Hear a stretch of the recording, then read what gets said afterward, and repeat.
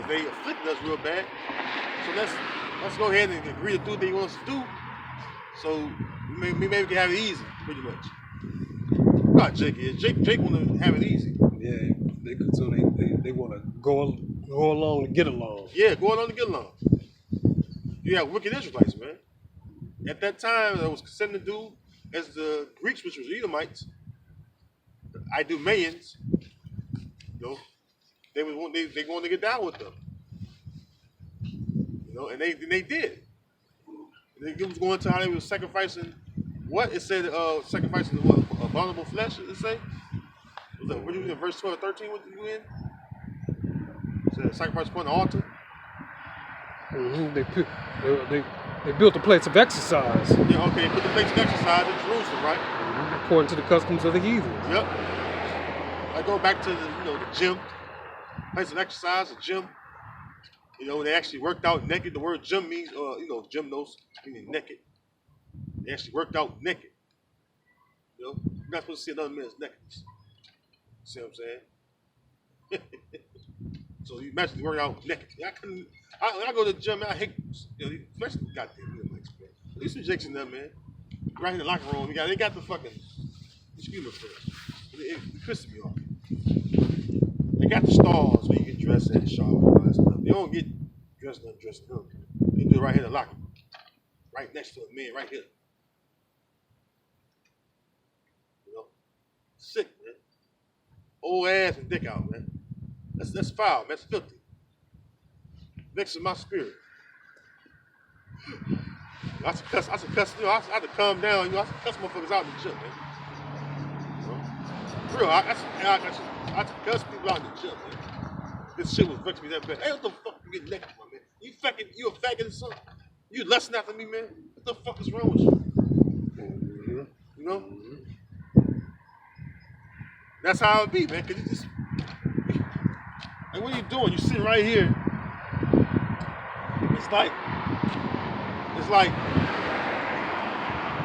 we're just having a good conversation with each other, good old conversation, talking ass naked. I don't want to be naked talking to another man. Just casual to the mother. Huh? Just casual. Casual. Shit happen. Casually talking to a man with his dick out. What's to talk to another man with his rod out and shit? What's the purpose of that? Who does that? You know?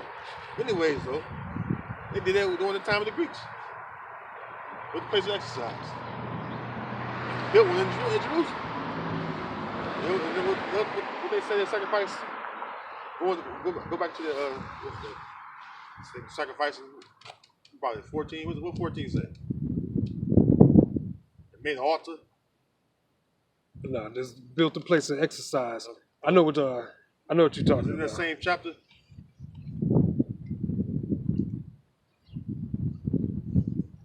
In the same chapter. I'm going to the sacrifice things. Yeah, sacrifice. Let's say sacrifice what? Things unto idols or something like that? I'm trying to think.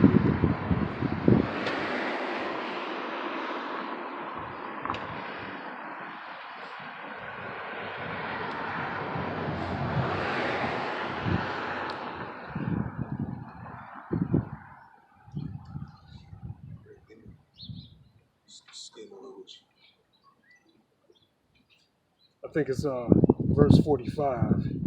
Yeah. 43, 45. Yes, go to 41. Start at 41. Jump down to 41. Jump down to 41. First Maccabees, chapter 1, verse 41. Yeah, go one more to what Jake was doing. That's what I want to get into. Moreover, King Antiochus wrote to his whole kingdom that all should be one people, and every one, Slakia, 42, and every one should leave his laws. So all the heathens agree according to the commandment of the king. 43. Yea, may also of the Israel. Many. Yea, many. Yea, many also of the Israelites consented to his religion and sacrificed unto idols and profaned the Sabbath. Gun. So this is what happened. This is what happened. Jake started to do shit like the heathens. So when Paul brought some of those, Paul was commissioned to go to the Gentiles. Yahushua came to him on his travels, commissioned to go to the Gentiles, which were Israelite foreigners. Right? And when he would bring the foreign Israelites back to Jerusalem, the Israelites that was at Jerusalem was calling them what? Heathen. Because they was practicing doing shit that was like the heathen was doing. See what I'm saying? That's why we go into the, let's get back to it.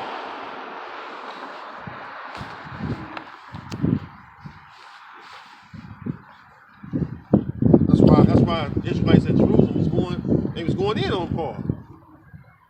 Why you bringing these? You call them heathen, Uncircumcised. Mm-hmm. Yeah, uncircumcised. Come. Yeah, he was called uncircumcised. Because Paul was batting for them, pretty much. No, these are Israelites too, which they were. The Israelites at Jerusalem, like they uncircumcised minds. Some of them had uncircumcised foreskin. See what I'm saying? Literally uncircumcised. Yeah, they had the physical uncircumcision with the bride. Being, they you gotta be circumcised, and then also going into circumcision within the covenant, the law, commandments, statutes.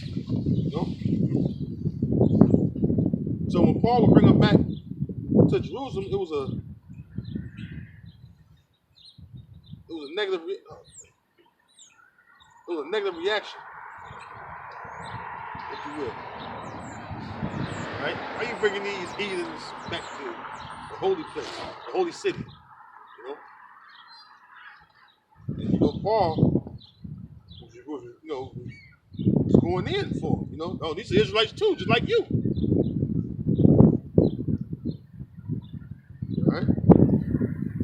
Something good to grab on that too, because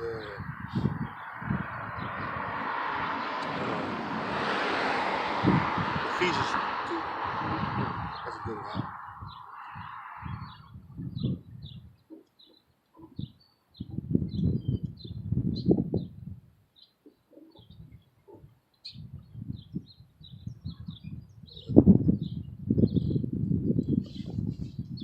Got a couple precepts right here.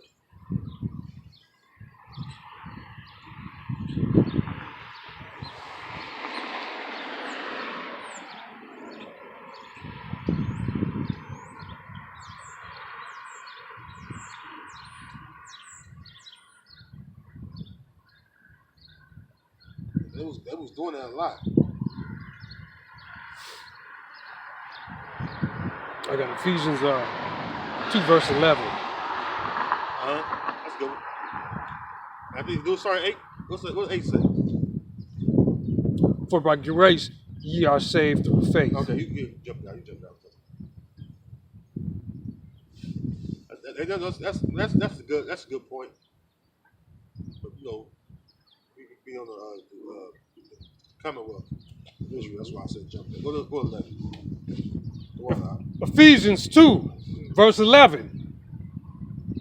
Wherefore remember that ye being in past time, Salaki, that ye being in time past Gentiles in the flesh, who are called uncircumcised by that which is called the circumcision in the flesh made by hands. Verse 12. That at that time ye were without Hamashiach, being aliens from the commonwealth of Israel, and strangers from the covenants of promise. Strangers from the covenants of promise. Having no hope and without power in the world. So they were strangers because they was aliens from the commonwealth of Israel. And they were strangers from the covenant. Because when you got to think, once Jacob carried away into captivity, they lost some of the things that pertain to them, like knowing the covenants, what was within the covenant, the laws, family statutes. That was The laws, commandments, and statutes was given to us for us to know how to live and govern ourselves under the law of the Most High. All right. When you wanna judge a matter, you go to the law. All right. The camera. Straight up. Let us turn a little bit. The wind like to turn it a little bit. Okay, yeah. Back on the track. Go on. All right. This is.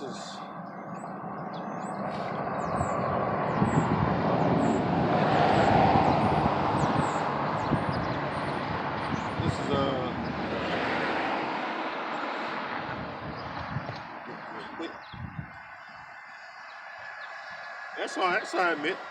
They didn't know they didn't know that they were people lost from the statutes. Some of them. We had a couple of them that knew about the law, but they, being in the heathen, they've been in these heathen things for so long, they're accustomed to what the heathen are doing. So Paul was getting together. Hey, you an Israelite.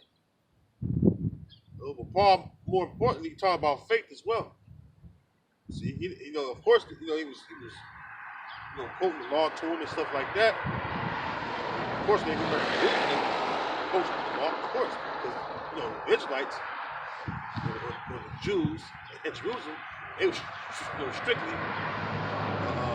just a person, or they would come at you with the law. And if, you had an Israelite that was bald-headed, they got on him. What? He's an Israelite. Why he's bald-headed? Why he's wearing this?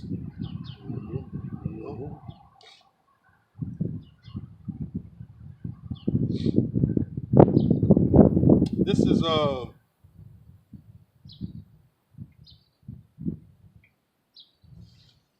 Galatians 3. Man, why the hell does it pop up there? Shit. Phone went crazy. Galatians 3. Let me scroll down.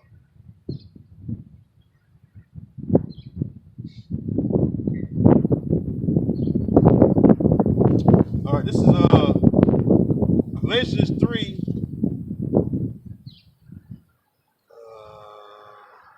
Let me start with it. It's loud. Verse 20. Now a mediator. Let's go up.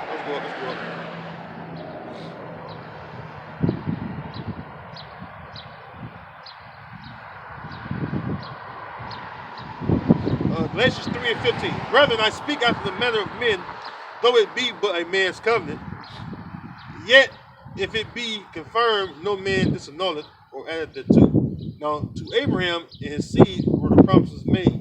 He said not, and to the seeds as of many, but as of one, and to thy seed, which is Yahushua. And this I say, that the covenant that was confirmed before the Most High, before the Most High and Yahushua, the law, which was 430 years after, cannot disannul that it should make the promise of none effect. For if the inheritance be of the law, it is no more a promise, but Heavenly Father gave it to Abraham by promise. Wherefore, then serveth the law, it was added because of transgressions, till the seed should come to whom the promise was made, and it was ordained by angels in the hand of a mediator. Now a mediator is not a mediator of one, but Heavenly Father is one. Is the law then against the promises of the Most High? Most High forbid, for if there had been a law given which could have given life, verily righteousness should have been by the law. Because one thing about the law, first of all, the law was, the covenant was keeping the Most High's law. And so the scattering came when they didn't keep the Most High's law. Became strangers or aliens from Commonwealth by not keeping the Most High's law, because he was scattered to these strange lands. See what I'm saying? And going back to the fathers of the promise, Abraham, Isaac, and Jacob. It's going to Abraham right now. The seed of Abraham. Which is the seed of Jacob. Those are the fathers of the promise. The Most High does. Alright? Telling the reason why the law came. The purpose of the law. Our law is not like those heathens laws. Gone. Verse 22. But the scripture had concluded all under sin, that the promise by faith of Yahushua Mashiach might be given to them that believe. Yeah, because you had Israelites that were strangers to the Commonwealth of Israel, but when they was taught about Yahushua Mashiach, they believed. And that sealed them right there. That sealed their faith right there. They believed. Some of them they hadn't seen him, but they believed for the very words. For the very word. And so they were brought in. That's the reason why Paul traveled to Ephesus, Corinth, all the Greece stuff, Galatia. The 7 churches. Yeah, the 7 churches. Paul had traveled a lot during the region. A lot of that region he traveled because of Israelites. And they was brought in because of their faith. Right? Somebody marked on my tire and shit. I'm just looking at it, I don't know why. I know that he came out of nowhere. Kids playing, I just caught that. I don't know why, how it happened. Ain't no. So like, it says, verse 23. But before faith came, we were kept under the law, shut up until the faith which should afterwards be revealed. Right. So when the Israelites were brought in, they was taught about faith. But also they was taught about the law too, because Paul said in Romans 3:31, what? Do we then make void the law through faith? And the Father forbid, yea, we establish the law. And also was that 1 Corinthians 6:9. You was right Bible shop. Touching on it, basically touching on it.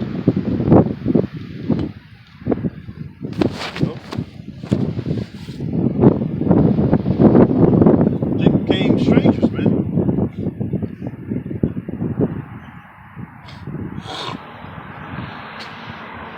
We all became strangers on this side. Slakia, that was 1 Corinthians 6:9. What did you say? Oh, okay, I had it. 1 Corinthians 6:9. This is the Israelites at Corinth. Said, know you not that righteousness shall not inherit the kingdom? Yeah. Your own righteousness. 1 Corinthians 6 verse 9. Know ye not that the unrighteous shall not inherit the kingdom of God? Be not deceived, neither fornicators, nor idolaters, nor adulterers, nor effeminate, nor abusers of themselves with mankind. Homosexual. Verse 10, nor thieves, nor covetous, nor drunkards, nor revilers, nor extortioners shall inherit the kingdom of God. Yep. Should inherit the kingdom of the Most High. So why did Paul say that? Because you had Israelites that he was going around to those different regions, right? They was doing such things. Which the things that he was naming go back to the law. That's on that. That's on that. That was it on that one. Oh, was it? Okay. Okay. I just want to, basically give an idea of what the Israelites was doing. And why, when they came to Jerusalem, why they was getting, rejected by other Israelites. Because, somebody was saying, well, see, they rejected them. They rejected because they was heathen. No, they rejected because they was in a heathen state of mind. That's simply what they was in. You want to add something? You want to say something? To speak further, to that, the law don't save you, per se. Mm-hmm. And that's what Paul was trying to explain to the Israelites, the Jews in Israel. But when he spoke of the law, and it sealed their faith, because he spoke of Yahushua. That was still their faith because he talked about the anointing. Right, and they believe, and that's what the law is a shadow of things to come. Come. And I guess a better way would be to put it is not everything is expedient.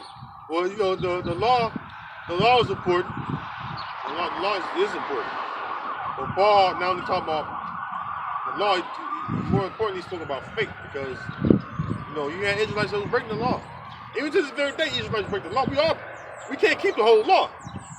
The water.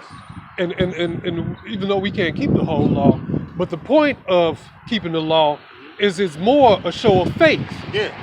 Because James spoke about that. We don't do things for nothing. You know, there's two reasons why we keep the law: out of fear and out of mercy. You know, we believe that breaking the law is going to bring a reward. So you said keep the law, you mean? Both. Oh, you said break it. Both. You said break. That's why I said. If you break the law, the reward that we fear is punishment. Oh yeah, or wrath. Yeah, the consequence. The consequence. Right, and then the reward for keeping the law is the mercies and the grace and everything that's promised. Yeah, you know, keeping the laws, basically keeping the laws, or rehearsing the laws is very important because we can't keep the whole law. But there are laws we can keep, and we should rehearse them. We should do them, you know, practice them, you know, and that leads to righteousness. But you know, faith. James spoke about faith, right? It works, going together, hand in hand. So without it said faith without works is dead. Mm-hmm. You know? So if you got faith, it'll show within your work, because work, that's actions. You know, and you say you believe in Yahweh Shai Shai, but you're not doing what Yahweh Shai Shai asked or commanded. You leave this role and go out to the house of Israel. You know, you remain in the shadows, if you will. You know, you didn't follow the men of the Lord and learn. So each man got each brother got their different off the hill within the body, church. This is this church right here. We calling out, you know. So for sure. Yeah. We calling out. But whatever question of faith the Most High give it your best effort. You know? We're not perfect, but we strive to be perfect. Yahweh Shai said, "Be ye perfect, as your Father in heaven is perfect." So we strive to be perfect. Though we in these wicked these bodies we in, the subject to sin, our minds are geared towards righteousness, to pursue righteousness. Right? That's a good one. And righteousness is salvation. Righteousness is the love of God. Well, First John 5:4. But this is the love of the Most High, that we keep His commandments. His commandments are not grievous. Because why?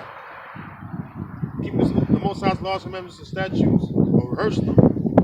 That's a good thing.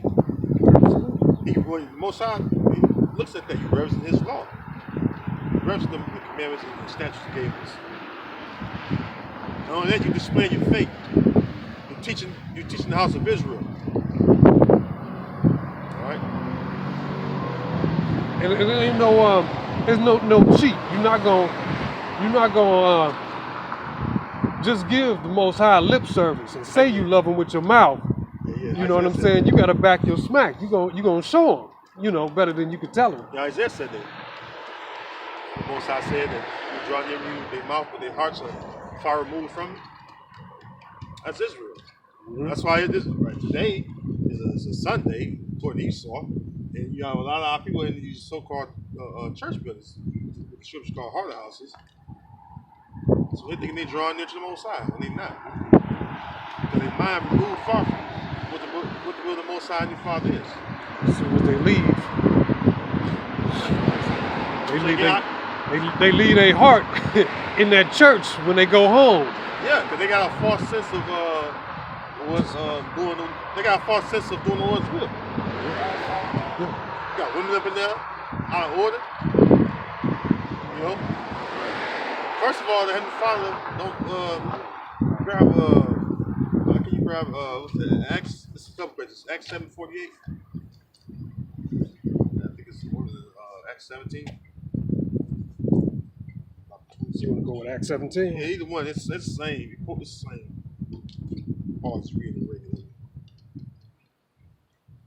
So we just brought that up, about these parlor houses, which are temples. The place of worship is a temple. Right? A church building is a temple made with hands, right? So let's see about what the scriptures say about a temple made with hands.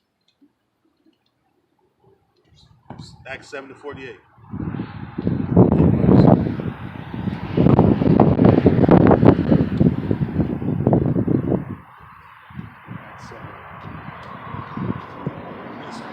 Cold wind and the sun come out, the eyes open up. Then it goes. Mr. Weather. And Paul says, Acts 7:48, howbeit the Most High dwell not in temples made with hands. Yeah, temple. The Most High dwell not in temples made with hands. Why are you in these buildings claiming you worshiping the Most High or serving the Most High? Oh, fellow, he know what I do. He know I teach. They always, you see them blowing by, come by, they know me. They know how passionate I am about teaching this stuff. They know I teach and all that stuff. You got some cool Jakes. I think he rude like that. Anyways, though, you get some cool Jakes. I actually have a conversation with some of them. They have a mind to they sit there and listen and say, some of them like, it makes sense, man. That makes some sense. Then you have times you could have a conversation with them and somebody come up, they got demons on them. They demons jump off them and start doing silly shit and cause a commotion within the conversation. It happens. But back to the scripture, the Most High dwell not in temples made with hands. If I'm not mistaken, that was a Greekish custom. Temple made with hands. The heathen made things. The heathens made things for their gods, which are no gods, really, because they wanted a god. Here it is, nation of Israel. We have a actual God that exists. A true living God. Yes, right. True living God. Right? And the heathen was jealous of that. They was like, man, you got certain of the heathen that wanted to be Israelite. What they call them, culture vultures? No, you go in the scriptures, you got I believe it's the Ammonite.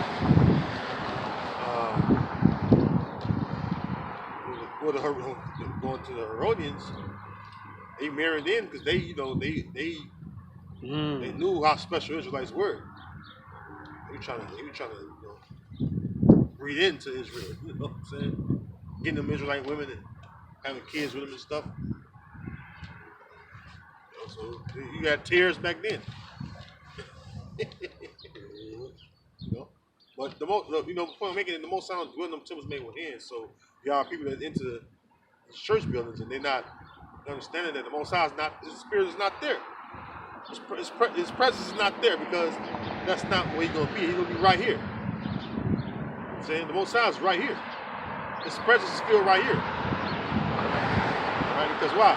We're actually doing the work. All right? Wherever there's 2 or 3 gathered, there will He be in the midst. All right? So the Most High Father is gathering. All right? Israel, or calling out Israel. The word church, go back to the word ecclesia, or ecclesiasticus, right? He's call out. He's calling out, the Most High is calling out right here.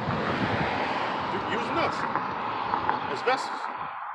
Just like any other camp that are true believers. All right, the Most High. They're calling out too, out in the highways and hedges, you know? The Most High's present there, you know? Wow. Wow. You know? That's why they call us speakers. Well, you know, I mean, our job, see our job is real, but it's hard. The reason why I say it's hard because we're out here in the elements. And they don't like to be out here in the elements because you get all kind of crazies that come up. You seen last week. Oh, that firsthand, right. So you seen the first thing, all right? But we're literally doing the scripture say. Go to Luke 14. What's that, about 23? Luke 14, 23. You know what I'm saying? That's how you know them so-called pastors ain't men of the Lord. They're not doing what the scriptures say. Proverbs 1 and 20, it says, wisdom cried without, she uttered her voice in the streets. She plays a corn chorus. This is right here. Mm-hmm. You got Luke 14, 23? Yep. Luke 14, verse 23. And the Lord said unto the servant. It's in red too, ain't it? Yep. It should be in red letter. Yep, that's Howard Shot speaking. Go out into the highways and hedges. Right here. And compel them to come in. Yeah, it's the highway. And we're on the hedge of the highway, which is the sidewalk. You know, the side of the road. Right? Watch the highway, you hear the cars. What does it say? And compel them to come in, that my house may be filled. Compel who to come in? Israelites. Go to Matthew 15, 24. See, you know, 15 and 24. Okay. Oh, okay. Matthew 15 and 24. Okay. Matthew 15 and 24, and go to after that go to Matthew 10 and 5 and 6. Matthew 15, verse 24. Mm-hmm. But he answered and said, I am not sent but to the lost sheep of the house of Israel. Come on, that's in red too. That's in red. So Yahweh Shai is sent to the lost sheep of the house of Israel. That's what he came for. All right. That's why I said Matthew 1 and 21 that he shall save his people from their sins. He shall save his people, possessive, my people, basically. I'm gonna say possessive from their sins. Are we still rolling? Yeah. Let's go to Matthew 10, 5 and 6. See what it says? Matthew 10, verse 5. These 12, Jesus, Yahweh Shai, sent forth. Yo, hey, brother, you can't say that JC word now. You don't mess with JC around here, brother. I rebuke you, brother. No. I'm joking. Say Salakia.